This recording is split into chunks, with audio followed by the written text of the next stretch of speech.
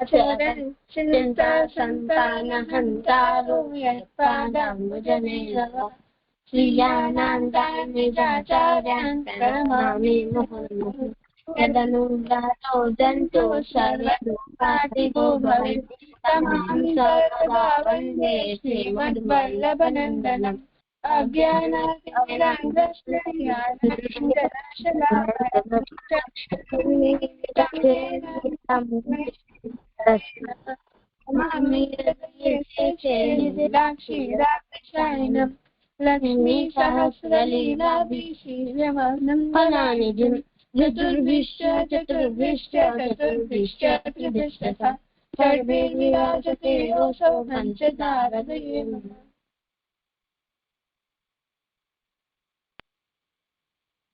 શું કરશું આજે?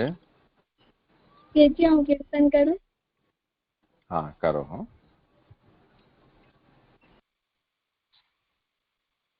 कालिंदी कलिकल्मषहरणी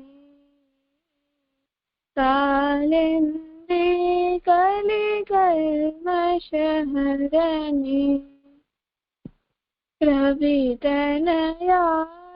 मनोजा श्यामा महासुंदरी गोविंदधरणी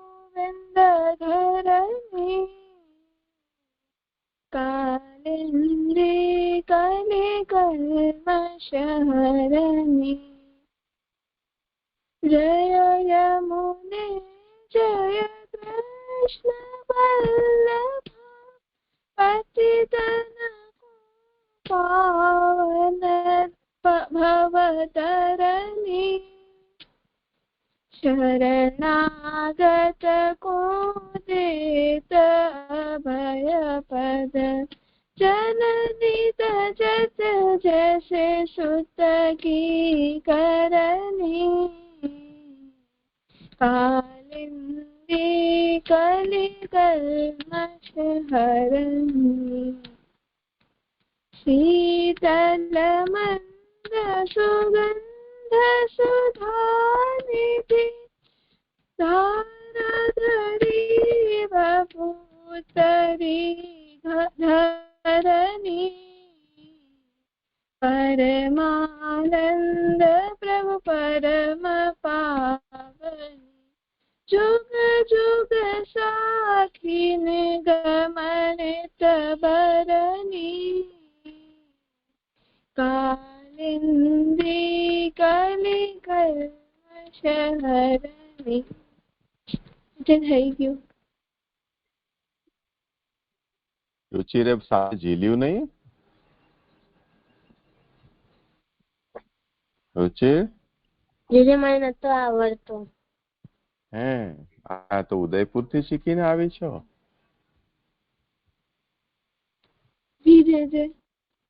હા સરસ કર્યું. હો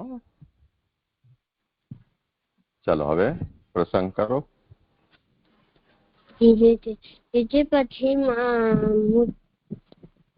મુચુકુંદ રાજાની આંખ ખુલી તો એમ અચાનક નહીં, આગળ પાછળનું થોડું વર્ણન કરે તો સમજાય ને. અચાનક આ વાત નથી આવી ગઈ. કાલિયાવન ને ઠાકોરજી ને પાછળ ગુફામાં આવી ગયો. પછી ત્યાં ઠાકોરજીએ પોતાનો ઉપરનો મુચુકુંદ રાજાના ઉપર રાખ્યો અને પોતે છુપાઈ ગયા. તો કાલિયાવન ને લાગ્યો કે આટલી વાર ભાગીને આ ઠાકોરજી છુપાવાની નાટક કરે કે કઈ ખબર નહીં. તેમને ઉઠાડ્યો તો જેવો મુચુકુંદ રાજા આંખ ખોલીને તો કાલિયાવન ભસ્મ થઈ ગયો. અને પછી ઠાકોરજીના એને દર્શન કર્યા. તેમને ઠાકોરજી એમને 4 ભુજાવાળા સ્વરૂપ આપ્યા અને દર્શન આપ્યા. અને પછી એમને દર્શન આપ્યા અને એમના ગલામાં અને એમને વ્રજંગ એક માલા પહેરી દીધી. તો પછી ઠાકોરજી એમને કીધું કે તમે ઇન્દ્રદેવની બી સહાયતા કરી હતી અને અને તમે મારા ભક્ત છો તો તમે કોઈ બી મારાથી વરદાન માંગો. તો મુજુકુંદ રાજાએ કીધું કે હું પહેલાથી જ હમણાં માયામાં હતો, તો હવે મને માયામાં નથી જાઓ, તમે હવે મને મુક્તિ આપો, તમારા શરણમાં આપો, હવે તમે મને મુક્તિ આપો. તો ઠાકોરજીએ કીધું કે તમને એમ મુક્તિ નહીં મળે, તમે આ જન્મમાં શિકાર કરીને જાનવરને મારીને પાપ કર્યા છે, તો તમને એમનો પ્રાયશ્ચિત કરવાના પછી એક જન્મ આવશે, એમાં તમે બ્રાહ્મણ ના જીવન કરવો પછી તમને મારી પ્રાપ્તિ થશે. તમને ધ્યાનથી તપસ્યા કરવી પડશે. ઓહો, પછી આમાંથી શીખ મળે છે કે આપણે ઠાકોરજીની સેવા કરવી જોઈએ, ઠાકોરજીની સેવા કરવી જોઈએ, આપણે લોભ લાલચ ના કરવો જોઈએ. પછી આમાંથી શબ્દ છે માયા. ઠાકોરજીની 12 શક્તિ છે, એમાંથી 12મી શક્તિ માયા છે. પેલી શક્તિ શ્રી, પુષ્ટિ, વાણી, કાંતિ, કીર્તિ,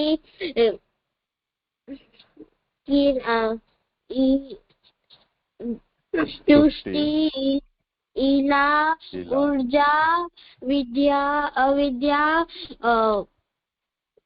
शक्ति અને માયા એટલે કે સબ હોને કી શક્તિ. અને આમાં બીજો શબ્દ છે બ્રાહ્મણ. એક ક્ષણ. મુચકુંદ રાજાએ જે એવી ઈચ્છા કરી કે હું આપની માયામાં પાછો ન ફસાઉં, તો એ કઈ શક્તિ આમાંથી सब होने की शक्ति, सर्वभवन सामर्थ्य, ये माया?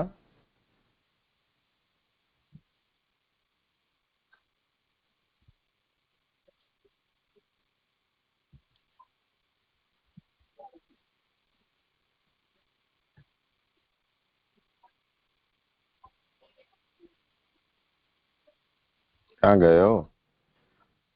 ફોન મ્યુટ છે તમારો.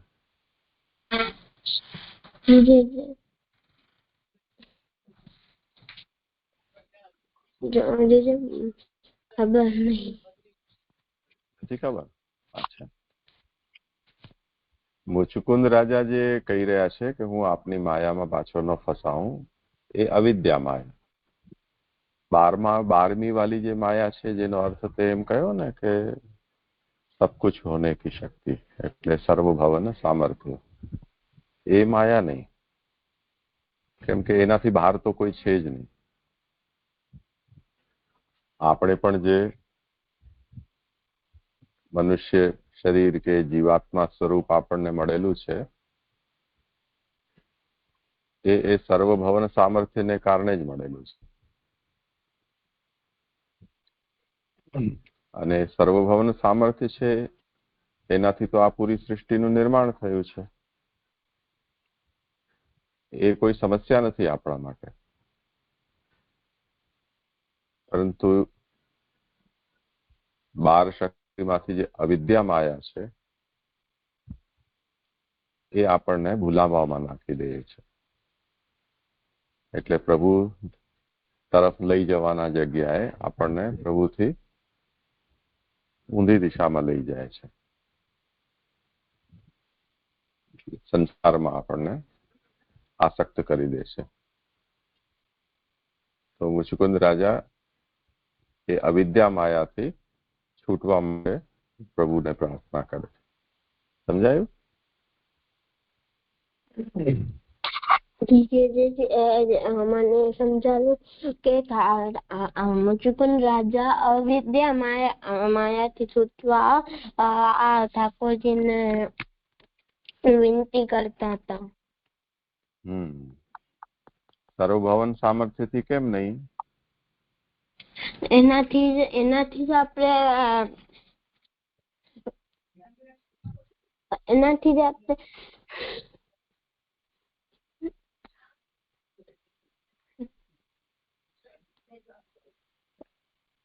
એનાથી જ આપણે ઠાકોરજી બનાવ્યા છે. આપણે ઠાકોરજી આપણે બનાવ્યા છે. એ માયા આપણા માટે નુકસાનકારક નથી. સમજાયું ને?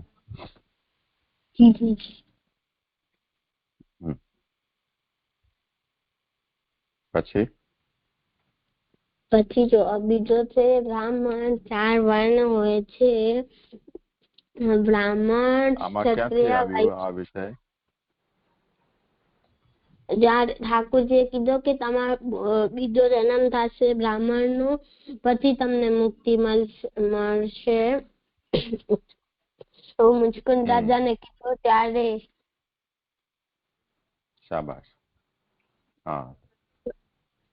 બ્રાહ્મણ 4 વર્ણ હોય છે. બ્રાહ્મણ, ક્ષત્રિય, વૈશ્ય, શૂદ્ર. એમાંથી બ્રાહ્મણ પહેલો વર્ણ છે. બ્રાહ્મણ બનવા 4 વસ્તુઓ છે. માતા પિતા એક વર્ણના હોવા જોઈએ. જન્મથી લઈ મોટા થવાના બધા સંસ્કાર પૂરા હોવા જોઈએ. એનો કર્મ બ્રાહ્મણ નો હોવો જોઈએ ને એની વૃત્તિ જે કરે છે એ બી બ્રાહ્મણ ની હોવી જોઈએ. શાબાશ. અને બ્રાહ્મણ જ ખાલી 4 આશ્રમ જઈ શકે છે. અચ્છા, કયા?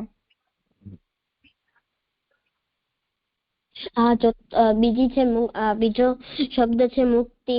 મુક્તિ એટલે છૂટવું. જન્મ મરણથી છૂટવું.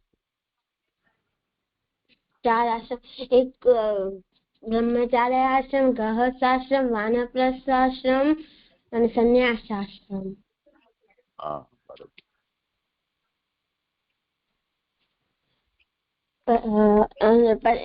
પછી છે મુક્તિ. મુક્તિ એટલે કે છૂટવું, જન્મ મરણ થી છૂટવું. આપણે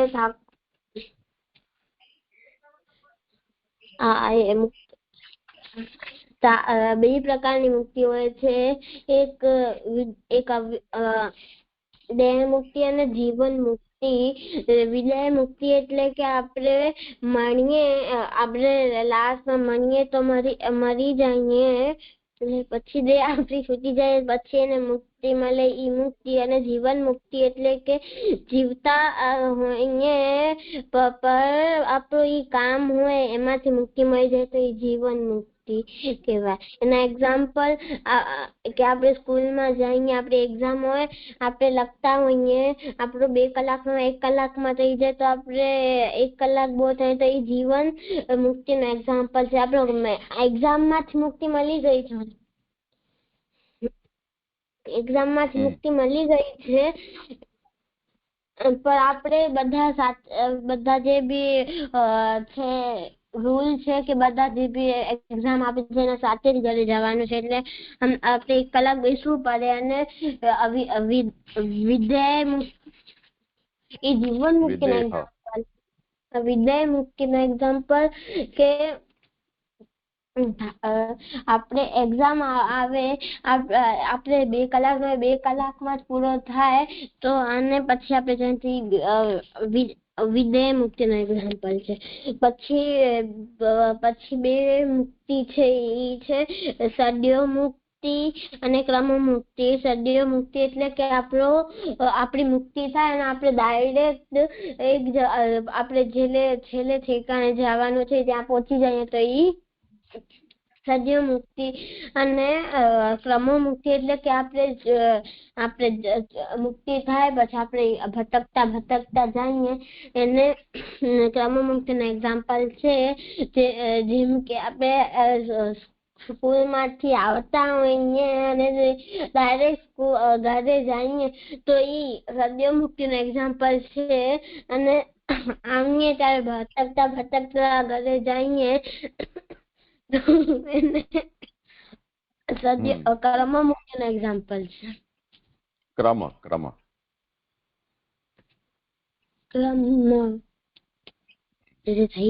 નહીં પણ ક્રમ. રમ.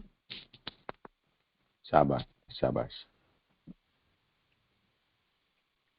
હવે આપણે ગઈ વખતે એક સ્તોત્ર ઉચ્ચાર શુદ્ધિનો શરૂ કર્યું હતું કે આપણા વચ્ચે કોઈ કારણથી એ છૂટી ગયું હતું. યાદ છે કઈ કયો હતો સ્તોત્ર પાઠ? ગિરિરાજ ગાયસ્તકમ હતો. હે ને? તો જેટલું આવડે છે ને તમને, જેટલું આપણે ઉચ્ચાર શુદ્ધિ કરાવી છે એ પહેલે કરી લો એનો પાઠ, પછી હું એક શ્લોક આગળ ઓર કરાવી દઈશ.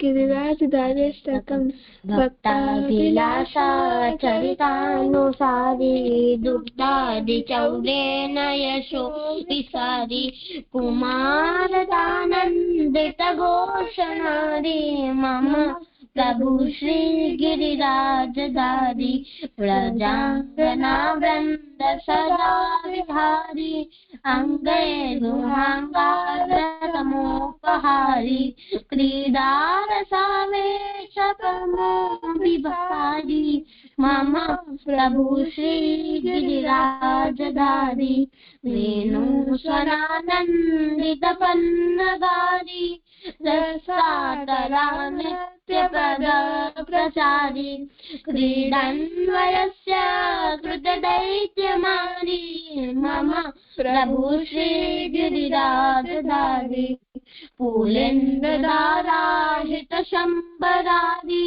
रमा सदोदार दया प्रकारी गोवर्धने कन्दफलोपहारी मम प्रभु श्री गिरिराजधारी कलिंद जाकुल दुकूलहारी कुमारिका काम कलान्वितारी वृंदावने वृंदचारी मम प्रभु श्री गिरिराजधारी.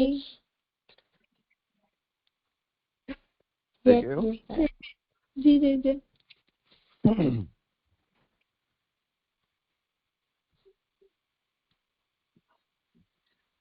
હવે એવું કરો, તમને લોકોને તો ઘણું બધું આવડે છે, તો તમે સ્વયં એક વખત જો ભક્તિ ઉચ્ચાર કરાવે ને રુચિ તું બોલ તો હું સાંભળી લઉં.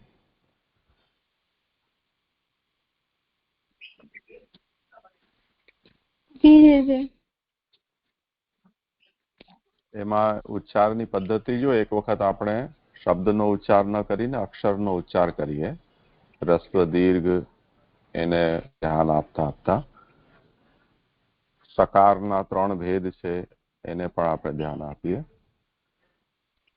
તો વ્રજેન્દ્ર સર્વાધિક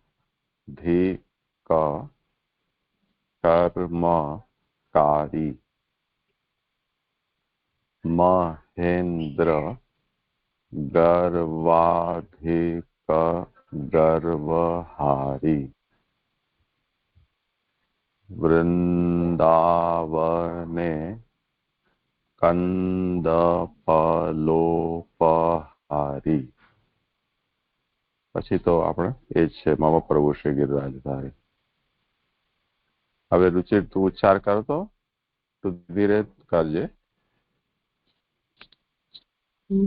વ્રજેન્દ્ર સર્વાધિક શર્મકારી મહેન્દ્ર ગર્વાધિક ગર્વહારી વૃંદાવને કંદફલોપહારી મમ પ્રભુ શ્રી ગિરિરાજધારી.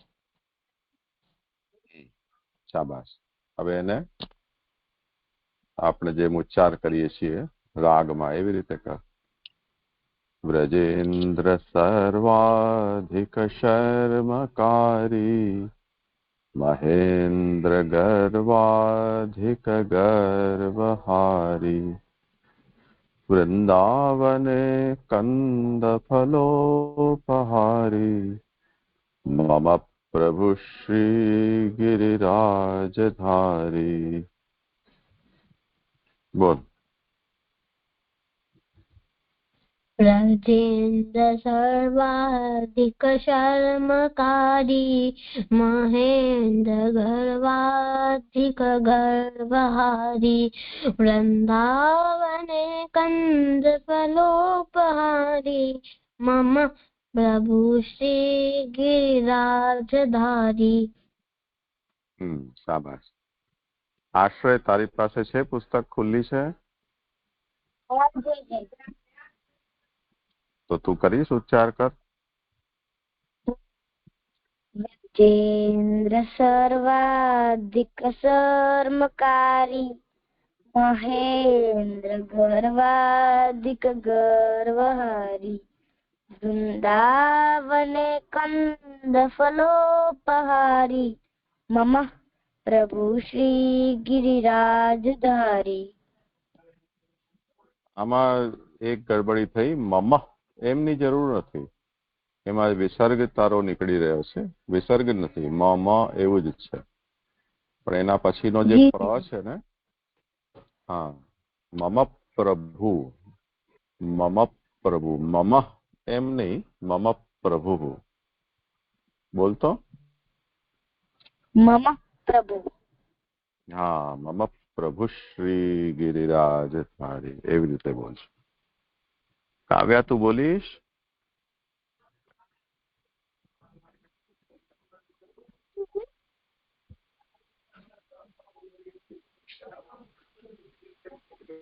સારું, ઠીક છે, ચાલો.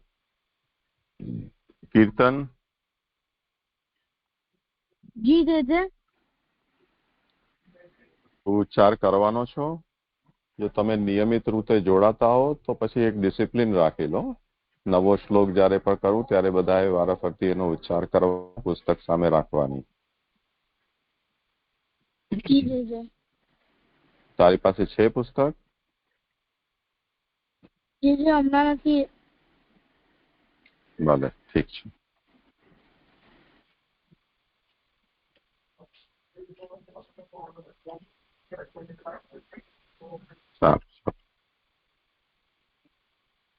ચલો ભક્તિ, હવે આપણે કરીએ સેવાફલ શરૂ.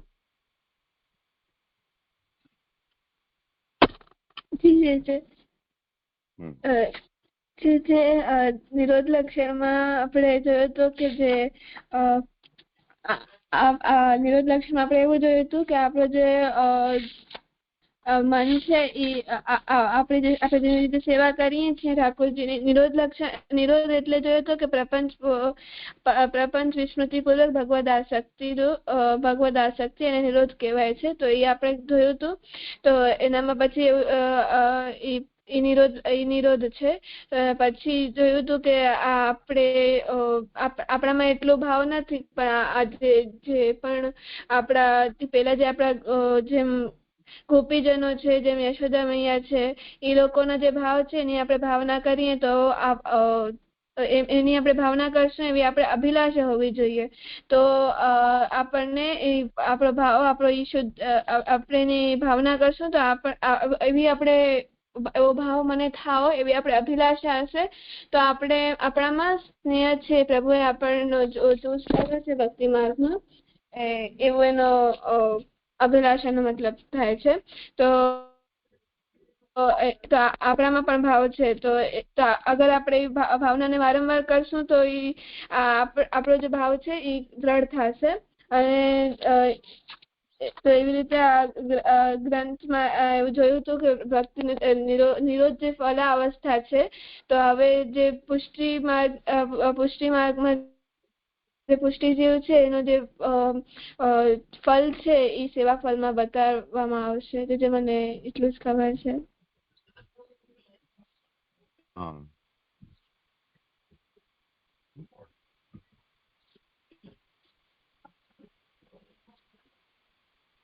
એક ક્ષણ.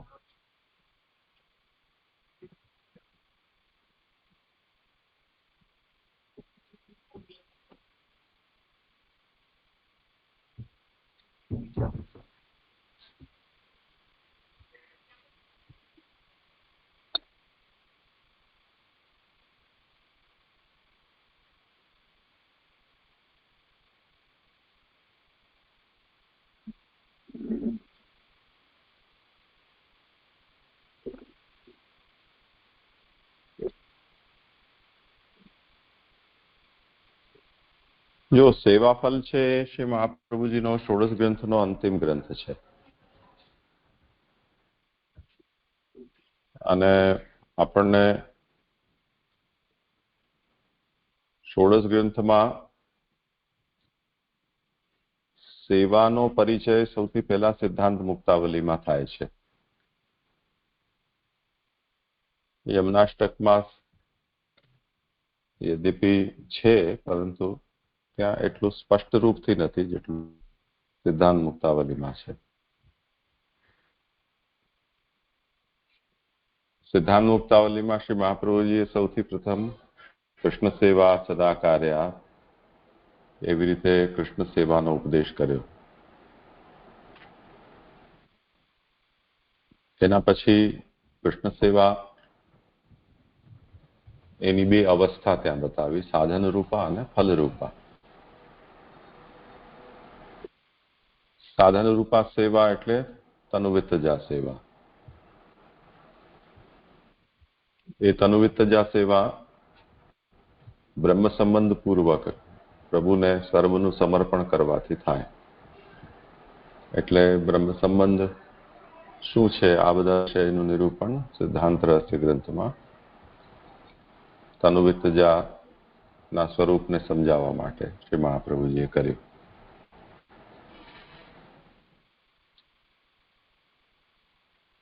બ્રહ્મ સંબંધ જે કરે એનો સ્વીકાર કયા જીવાત્માનો ના બ્રહ્મ સંબંધનો સ્વીકાર પ્રભુ કરે અને કોને સેવાનું ફલાત્મક સ્વરૂપ સિદ્ધ થાય કે ફલ સિદ્ધ થાય એના નિર્ણય માટે શ્રી મહાપ્રભુજીએ પુષ્ટિ પ્રવાહ મર્યાદા ભેદ ગ્રંથો બતાવ્યો. કેમ કે બ્રહ્મ સંબંધ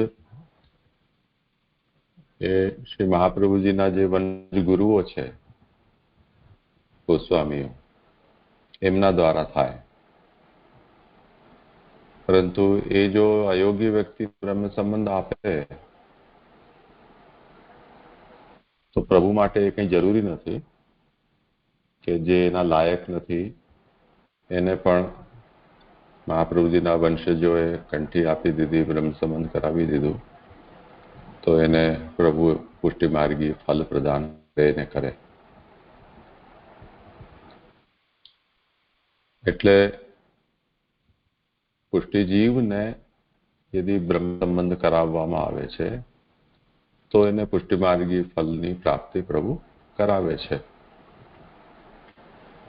આ વાત પુષ્ટિ મર્યાદા ભેદ ગ્રંથમાં સમજાવવામાં આવી.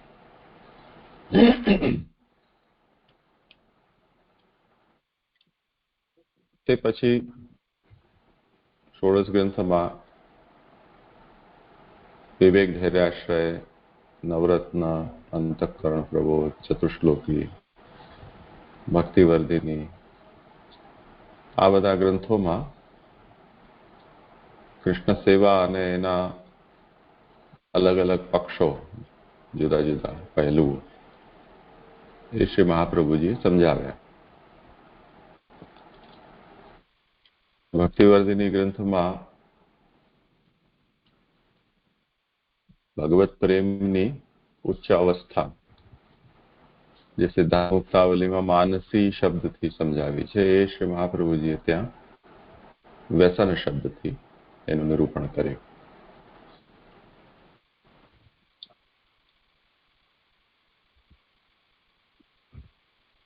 એ નિરૂપણ થયા પછી જવેદ પંચપદ્યાનીમાં વક્તાને પોતાના જુદા જુદા પ્રકારોનું વર્ણન કરીને દ્રઢ બીજ ભાવવાળો ભક્ત ભગવાનના વિરહના અનુભવ માટે જો ભક્તિ માર્ગીય સંન્યાસ ગ્રહણ કરવા ઈચ્છે તો કરી શકે છે એવું સંન્યાસ નિર્ણય ગ્રંથમાં શ્રી મહાપ્રભુજીએ સમજાવ્યું. તે પછી નિરોધ લક્ષણ ગ્રંથમાં ભગવત સેવા દ્વારા અને ભગવત ગુણગાન દ્વારા બંને રીતે ભગવાનમાં ચિત્તની એકાગ્રતા, પ્રપંચ વિસ્મૃતિપૂર્વક ભગવદ આસક્તિ એવો જે નિરોધ છે એ સેવાપરાયણ ભક્તને અને ગુણગાન પરાયણ ત્યાગી ભક્તને પણ થઈ શકે છે. એ વાતને શ્રી મહાપ્રભુજીએ બ્રજભક્તોના ઉદાહરણથી ત્યાં સમજાવ્યું અને એનું ફલાત્મક સ્વરૂપ અને એ ફલને પ્રાપ્ત કરવાનો ઉપાય પણ, એટલે સાધન નિરોધ અને ફલ નિરોધ, એ બંને નિરોધ લક્ષણ ગ્રંથમાં શ્રી મહાપ્રભુજીએ સમજાવ્યું. તો અહીંયા સુધીની જે આખી પ્રક્રિયા છે સાધનથી લઈને અને ફલ સુધી પહોંચવાની, એ પ્રક્રિયામાં કોઈ જગ્યાએ પણ પ્રભુ તરફથી ફલદાન કરવામાં આવતું હોય એવું સ્પષ્ટ નિરૂપણ શ્રી મહાપ્રભુજીએ નથી કર્યું. એનો અર્થ એ છે કે નિરોધ લક્ષણ ગ્રંથ સુધી શ્રી મહાપ્રભુજીએ જે ભક્તિની ઉત્તમ અવસ્થા બતાવી છે એ બધી સાધન સાધ્ય છે, પ્રયત્ન સાધ્ય છે.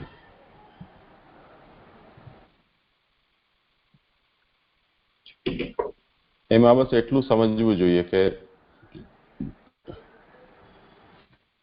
આ સાધન સાધ્યતા કે પ્રયત્ન સાધ્યતા છે એ એના માટે જ છે કે જે પુષ્ટિ પ્રવાહ મર્યાદા ભેદ ગ્રંથમાં જેમને પુષ્ટિજીવ તરીકે જેનું વર્ણન પ્રભુએ કરેલું છે અને જેને પ્રભુએ તે કારણે પુષ્ટિ માર્ગીય ફલ આપવા માટે પણ દ્રઢ નિર્ધાર કરેલો છે. તો જેનું પ્રભુએ પુષ્ટિજીવ તરીકે વર્ણન કરેલું છે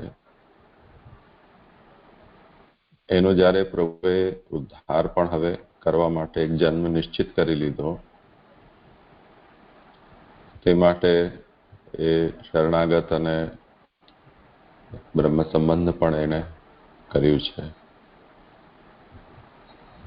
અને તેના અનુરૂપ પ્રભુની શરણાગતિ, સમર્પણપૂર્વક પ્રભુની સેવા, પ્રભુના શ્રવણ કીર્તન સ્મરણ, ભક્તોનો સંગ વગેરે જે કંઈ પણ સાધનો વિધિ નિષેધ બતાવેલા છે એનું જે પાલન કરી રહ્યો છે, તો આ એની સાધન નિષ્ઠાથી એને માનસિક કે વ્યસન રૂપ ફલ અવસ્થા એની સિદ્ધ થશે અને એ આગળ વધીને નિરોધમાં પરિણમશે.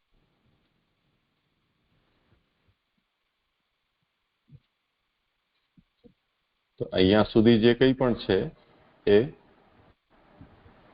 જીવાત્માના દ્વારા, એટલે પુષ્ટિજીવના દ્વારા જે પણ સાધનનું અનુસરણ કરવામાં આવશે એનાથી પ્રાપ્ત થતી સિદ્ધિ છે.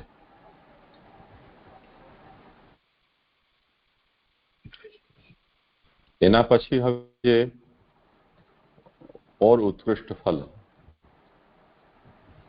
જેની પ્રાપ્તિ હવે જીવાત્માને પ્રભુ કરાવી શકે છે એ હવે પ્રભુ તરફથી જે થાય તે. એટલે ઉદાહરણ એનો એ છે કે જેમ આપણે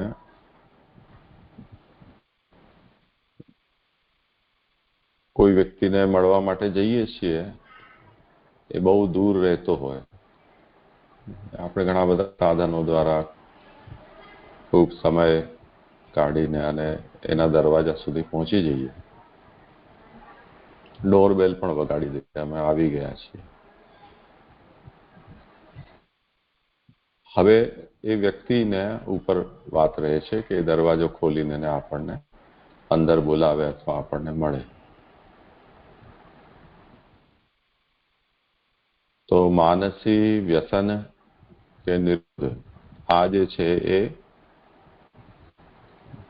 ભક્તિ માર્ગીના દ્વારા કરાતા પ્રયત્નથી પ્રાપ્ત થયેલી એક અવસ્થા છે, ઊંચાઈ છે. ત્યાં સુધી એ પહોંચ્યો છે અને એણે પ્રભુના દરવાજા ઉપર જઈને અને પોતાનું મસ્તક ધર્યું છે, દરવાજો ખટખટાવ્યો છે. હવે વ્રાત રહે છે પ્રભુના તરફ. એ જે ફલ છે હવે થનારું, એનું વર્ણન સેવા ફલ ગ્રંથમાં છે.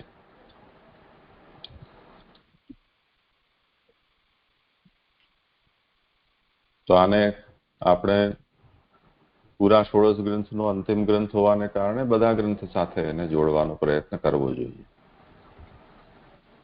સમજાયું ને? જી જી જી.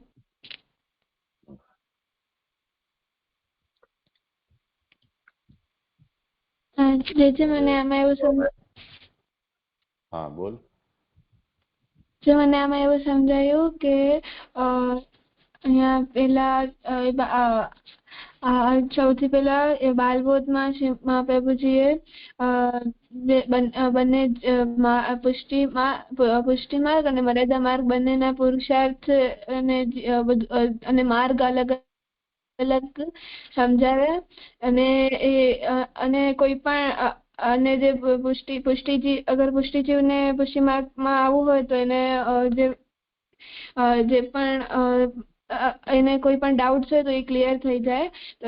અને એટલે બાલબોધ એના પછી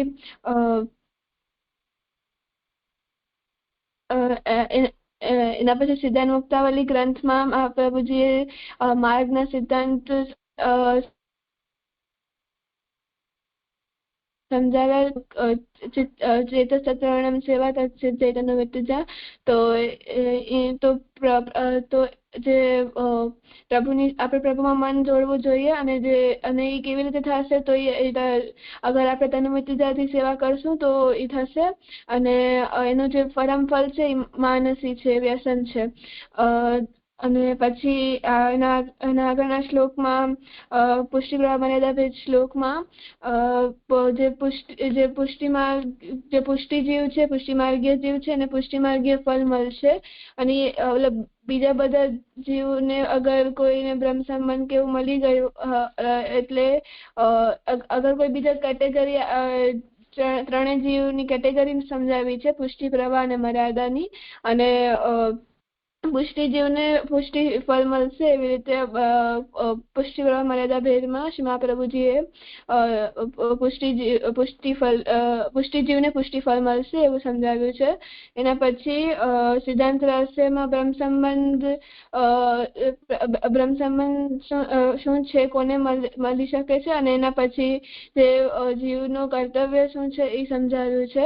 અને પછી નવરત્નમમાં જે સેવા રિલેટેડ ચિંતા થાય છે, જે બાહ્ય ચિંતા કે એ બધી ચિંતાનું નિવારણ નવરત્નમાં કર્યો છે. પછી અંતઃકરણ પ્રબોધમાં એના પછી જે ચિંતા થાય છે, મહાપ્રભુજી પોતાનું એક્ઝામ્પલ આપી અને અંતઃકરણને સંબોધન કરીને જે ચિંતાઓ છે આપણી એ નિવારણ કર્યો છે.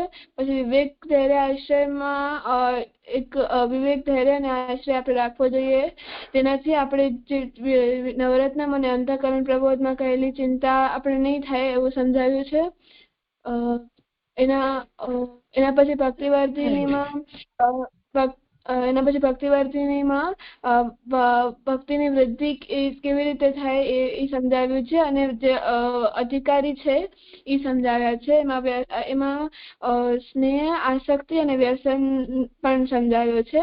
તો જે જીવ છે એની જે લાસ્ટ એકદમ જેમ સિદ્ધાંત મુક્તાવલીમાં જેમ સમજાવ્યું કે માનસી છે એ પરમ ફળ છે, એવી રીતે વ્યસન એ માનસી જ વ્યસન છે, એ જ પરમ ફળ છે એમ સમજાવ્યું. એના પછી સંન્યાસ નિર્ણયમાં મહાપ્રભુજીએ જે પુષ્ટિજીવ અગર કોઈ પુષ્ટિજીવને સંન્યાસ લેવું હોય તો એ જે પુષ્ટિજીવની કેટેગરી બતાવી છે અને કોણ સંન્યાસ લઈ શકે છે એ સમજાવ્યું છે. અને નિરોધ લક્ષણમાં જે વ્રજ ભક્તોના ઉદાહરણ આપી અને જે સાધનથી આપણે જે પણ આપણે ઠાકોરજીને મેળવવાનું કરતા હતા એ સાધન બધા સમજાવ્યા છે. અભિલાષા આપણે થવી જોઈએ એવું સમજાવ્યું છે. અને એમાં એમ કીધું છે કે જે માનસી વ્યસન એ લાસ્ટ સ્ટેજ પછી નિરોધ થાય છે. એ નિરોધ પછીની જે ફળ આપણને મળશે એ સેવા ફળ ગ્રંથમાં સમજાવશે મહાપ્રભુજી. તે મને એવું સમજાયું. ઠીક છે, કરો. જી. સેવા કરતાનો તેની ફલરૂપતા ત્રણમાંથી કોઈ એક પ્રકારે અનુભવાય છે. અલૌકિક સામર્થ્ય, સાયુજ્ય અને વૈકુંઠ વગેરે લોકોમાં સેવોપયોગી દેહ. આ વાત હવે આ 3 પંક્તિમાં આગળ કહેવામાં આવશે. જી. યાદૃશી સેવના પ્રોક્તા તત્સિદ્ધૌ ફલમ ઉચ્યતે. અલૌકિકસ્ય દાને ઉચ્યતે. અલૌકિકસ્ય દાનેહિ ચાદ્ય સિદ્ધ્યેન મનોરથઃ ફલમ વા હયધિકારો વા ન કાલોત્ર નિયામકઃ. અર્થ: જેવી સેવા કહેલી છે તેની સિદ્ધિમાં ફળ કહેવાય છે. અલૌકિક દાનમાં પ્રથમ એટલે પેલો શ્રેષ્ઠ મનોરથ સિદ્ધ થાય, બીજો ફળ સિદ્ધ થાય કે ત્રીજો અધિકાર સિદ્ધ થાય તેમાં કાળ નિયામક નથી.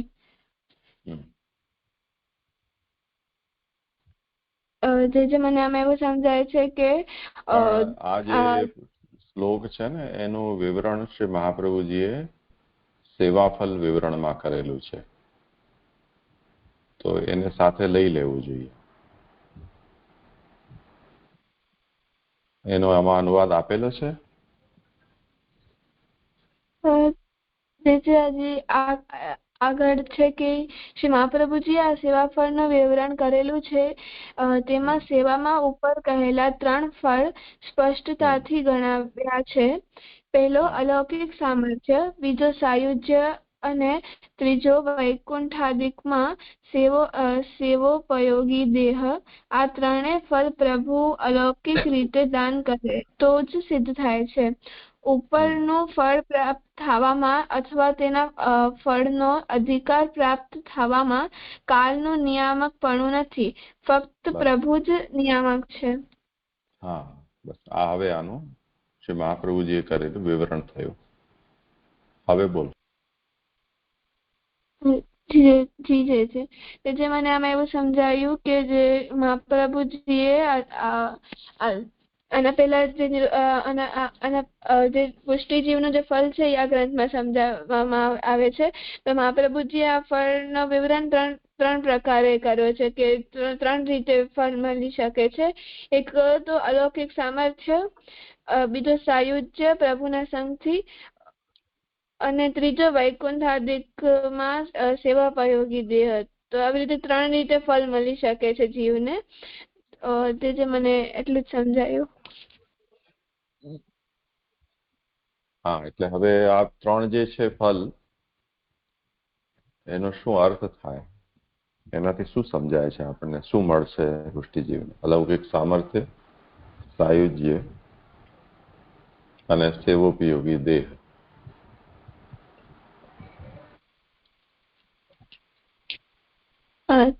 જે આ 3માંથી એક મળશે કે આ 3માંથી કોઈ પણ કઈ મળી શકે કે સ્ટેજીસ છે? એ આપણે વિચારવાનું, આપણને શું સમજાય છે, શું લાગે છે. એના જે અર્થ કરશું એનાથી આપણને ખબર પડશે કે એ એક પછી એક ક્રમિક રૂપથી પ્રાપ્ત થતા ફળ છે કે અલગ અલગ અધિકારીને અલગ અલગ પ્રાપ્ત થાય એવા છે, અથવા રુચિરે જેમ બતાવ્યું તેમ જીવન મુક્તિ અને વિદેહ મુક્તિ એવું કંઈક આમાં છે. તો જ્યાં સુધી એનો અર્થ આપણે નિશ્ચિત નહીં કરીએ ત્યાં સુધી આ વાત નહીં નક્કી થઈ શકે.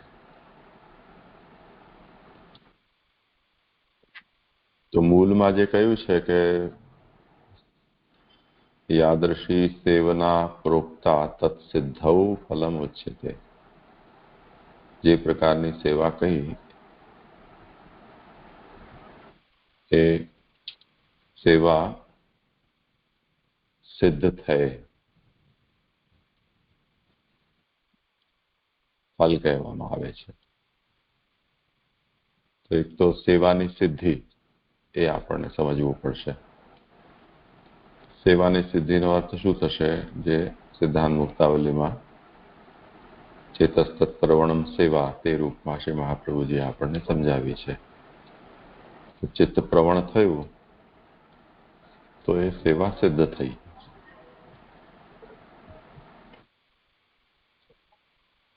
એટલે મેચ્યોર થઈ. એમ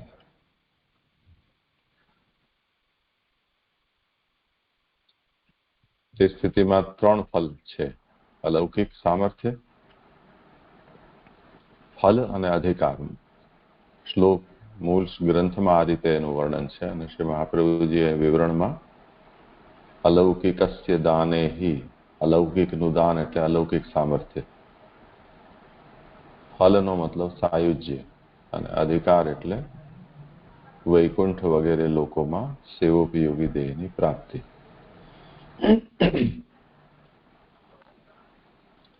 તો સાયુજ્ય શું વસ્તુ છે અને વૈકુંઠ વગેરે લોકોમાં સેવોપયોગી દેહની પ્રાપ્તિ એ શું વસ્તુ છે એ આપણે જરા સમજી લેવું જોઈએ. તે પછી અલૌકિક સામર્થ્ય પણ સમજવું જોઈએ.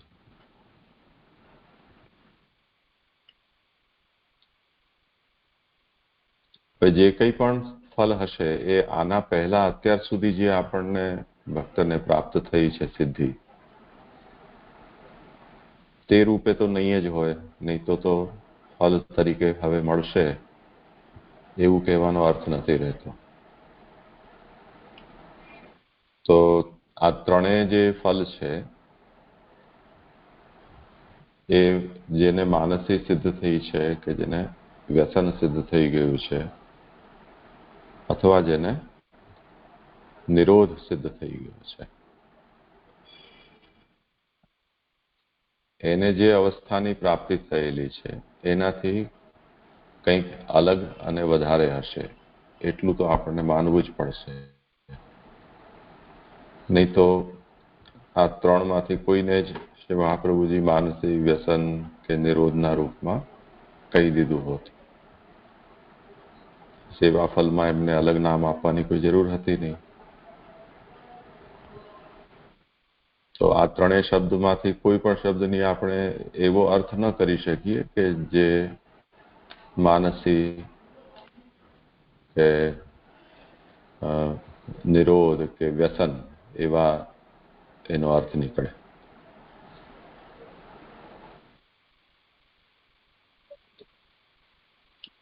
બીજી વસ્તુ અલૌકિક સામર્થ્ય.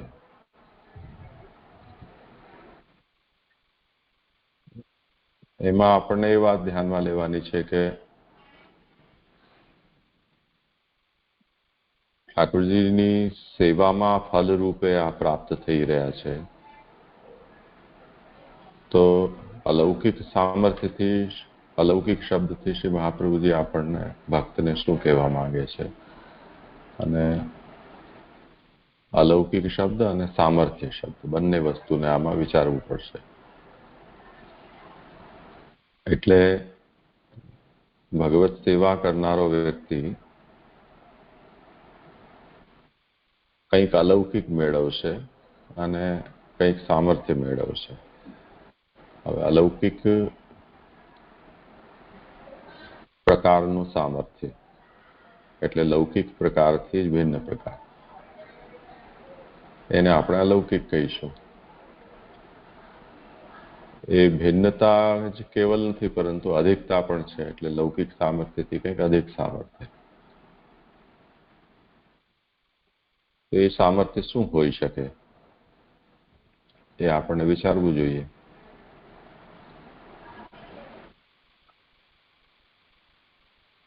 શું લાગે છે? જે આપે અમને એ ડેફિનેશન એટલે એ શબ્દ અર્થમાં આપે સમજાયો હતો કે લૌકિક એટલે લોક સંબંધી, વૈદિક એટલે વેદ સંબંધી ને અલૌકિક એટલે કે પ્રભુ સંબંધી. તો અલૌકિક એટલે કે જે લોકથી પણ અલગ છે તો પ્રભુ સંબંધી સામર્થ્ય એવું થઈ શકે. હા, પણ શું?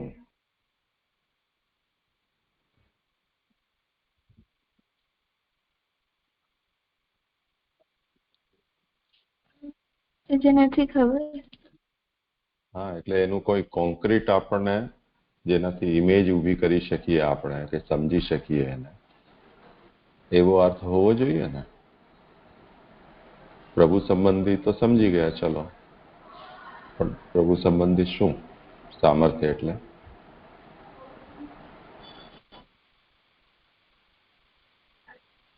વિચારવાનો છે વિષય. આપણી પાસે આટલી વસ્તુ તો સાફ થઈ ગઈ ને કે માનસી, વ્યસન અને નિરોધ, આ 3 શબ્દથી શ્રી મહાપ્રભુજીએ જે પણ આપણને સમજાવ્યું છે એ તો સાધન સાધ્ય છે. હવે પ્રભુના દ્વારા પ્રાપ્ત થાય તો જ મળે, અન્યથા ન મળી શકે.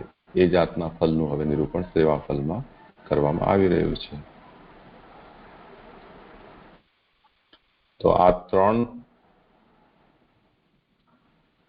માનસી, વ્યસન કે નિરોધ એ તો અલૌકિક સામર્થ્યનો અર્થ નહીં થઈ શકે. તે જ રીતે સાયુજ્ય કે વૈકુંઠ વગેરેમાં સેવોપયોગી દેહની પ્રાપ્તિ, એનો પણ અર્થ આ 3 તો ન જ થઈ શકે. જે પણ હશે એનાથી વિશેષ જ હશે. તો જે વસ્તુ આપણને બહુ સ્પષ્ટ છે એને આપણે પહેલે સમજી લઈએ, પછી જે બચે એને આપણે વિચારવું, એવી રીતે પણ કરી શકાય. એ સરળતા રહે આપણને, કેમ કે એક એક વિષયને નિપટાવતા જઈએ તો વિચારવા માટેનો સ્કોપ છે એ નેરો થતો જાય ને. તો સાયુજ્યનો મતલબ 2 થાય છે. એક તો લીન થઈ જવું ભગવાનમાં,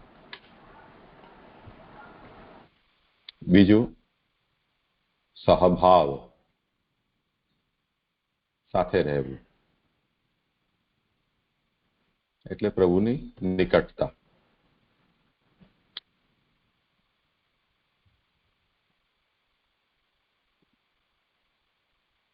તો પ્રભુની નિકટતા જે છે એ એક અર્થ છે, અને એક પ્રભુમાં લીન થઈ જવું એવો અર્થ છે. એને ફલ કહ્યું છે. ફલમ વા અધિકારો વા. તો એમાં ફલ શબ્દથી સાયુજ્ય સમજાવ્યું છે, અને અધિકારો વા એનો અર્થ કર્યો છે વૈકુંઠ વગેરે લોકમાં સેવોપયોગી દેહની પ્રાપ્તિ. તો ફરીથી સાયુજ્યથી જે નિકટતા બતાવી છે એનાથી આ ફલમાં કંઈક અલગતા હોવી જોઈએ, કેમ કે પ્રભુ વૈકુંઠવાસી છે. વૈકુંઠમાં જો કોઈને પ્રભુ સ્થાન આપે છે ભક્તને, તો એ સાયુજ્ય જેવું આપણને એને કહી શકાય. પણ જે મુક્તિના જુદા જુદા પ્રકારો છે એમાં સાલોક્ય અને સામીપ્ય અને સાયુજ્ય આ 3ને જુદા જુદા ગણાવ્યા છે.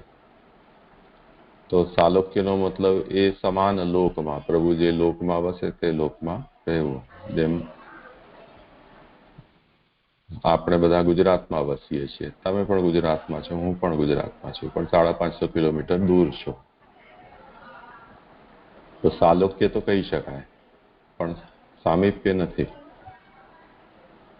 એક લોકમાં હોવા છતાં પણ. ધારો કે તમે હાલોલમાં રહેતા હો અથવા તો હું માંડવીમાં હોઉં, તો સાલોક્યની સાથે સાથે સામીપ્ય પણ ગણાય, પણ સાયુજ્ય ન ગણાય. સાયુજ્ય ત્યારે ગણાય કે જો એક ઘરમાં આપણે રહેતા હોઈએ, જે બેટ દ્વારકામાં આપણે સાથે રહેતા હતા તેવી રીતે. તો એ સાયુજ્ય જેવું થઈ ગયું.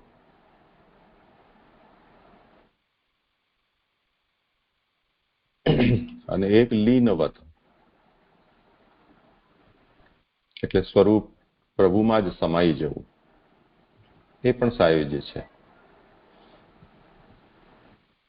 પણ સેવોપયોગી દેહની પ્રાપ્તિ, એને આપણે ન તો સાલોક્ય કહી શકીએ ન સામીપ્ય કહી શકીએ. એ સાલોક્ય હોવા છતાં પણ કંઈક જુદું છે અને સાયુજ્યથી પણ જુદું છે, અને એને ત્રીજું ફલ કહ્યું છે. અને નિરૂપણમાં શ્રી મહાપ્રભુજીએ સૌથી પહેલું અલૌકિક સામર્થ્યને ગણાવ્યું છે. એના પછી ફલ અથવા અધિકાર, એવી રીતે એનો ક્રમ બતાવ્યો છે. તો જ્યારે આપણે ફલનું નિરૂપણ કોઈ કરે તો એમાં જે પ્રેફરન્સ છે એનો વિચાર કરવામાં આવે તો જેને આપણે પહેલે ગણાવીએ એ શ્રેષ્ઠ હોય, એના પછીનો ક્રમે બીજું હોય, પછી ત્રીજું, છેલ્લા નંબરનું.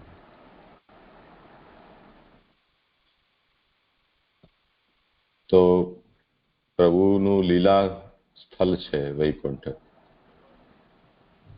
વૈકુંઠમાં પ્રભુની અનેકવિધ લીલાઓ થતી હોય, એમાં લીલાની સામગ્રી તરીકે પ્રભુને જે પણ પદાર્થો ત્યાં આવશ્યક હોય, જેમ આપણે નદી, પર્વત, વનસ્પતિ, પક્ષી, પશુ,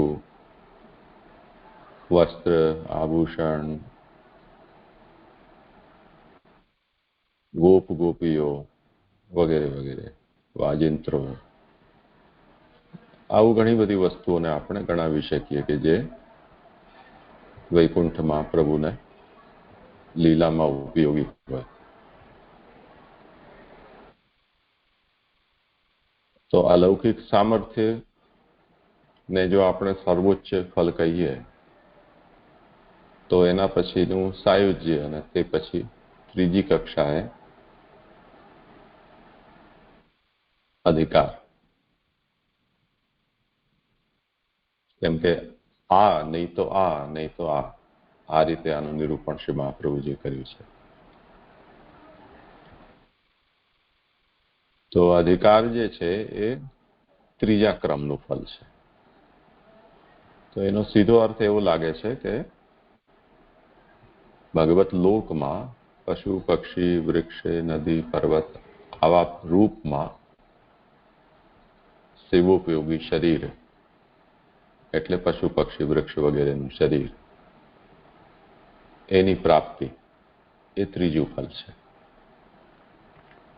જેને સાયુજ્યનો અધિકાર નથી, કે જેને અલૌકિક સામર્થ્યનો અધિકાર નથી, એને ત્રીજા ફલનું પ્રાપ્તિ થાય છે, અને એ ભગવત લોકમાં પશુ, પક્ષી, વૃક્ષ વગેરેના રૂપમાં એમને સ્વરૂપ પ્રાપ્ત થાય. એટલે ઉદ્ધવજીએ એવી પ્રભુને કામના કરી છે કે જો મને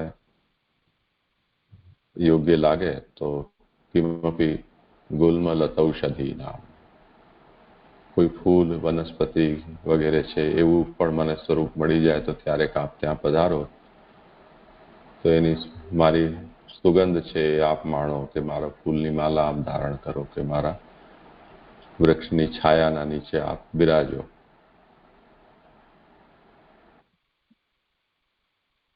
તો આવું જે સ્વરૂપ છે એ આપણે ત્રીજા ફલનું આપણે સમજીએ. આપણે કોઈ નિર્ણય ઉપર નથી પહોંચ્યા, કેવલ વસ્તુ પર વિચાર કરી રહ્યા છીએ કે શું શબ્દનો અર્થ થઈ શકે છે. બાકી તો પ્રાચીન બધા આચાર્યોએ વિચાર કરી જ રાખ્યો છે. તો ઊંધેથી વિચાર કરીએ તો વૈકુંઠ વગેરે ભગવત લોકમાં સેવોપયોગી દેહની પ્રાપ્તિ, એટલે વૃક્ષ, વનસ્પતિ, પશુ, પક્ષી વગેરેના રૂપમાં શરીર મળે તે. સાયુજ્ય એટલે પ્રભુના નો સહભાવ અથવા તો પ્રભુના સ્વરૂપમાં લીન થવું. હવે બચ્યો અલૌકિક સામર્થ્ય. એનો આપણે વિચાર કરવાનો રહેશે. શું હોઈ શકે એ આજે થોડુંક મોર કરજો વિચાર, પછી તને કાલે જે સ્ફુરિત થાય એ જણાવજે. ત્યારે તો સમય થઈ ગયો છે, 9 વાગે પાછું સુબોધનીજીનો